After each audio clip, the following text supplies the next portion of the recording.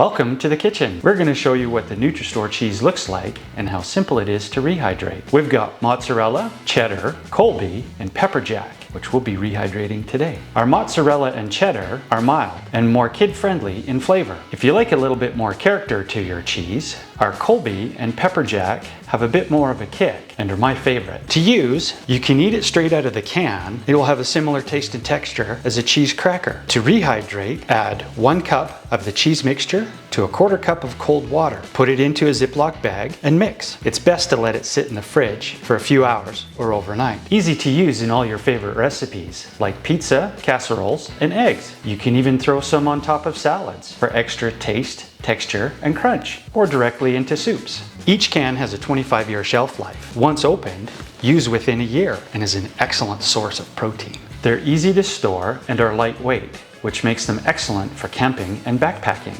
Check back soon to see me creating full meals with all of these ingredients.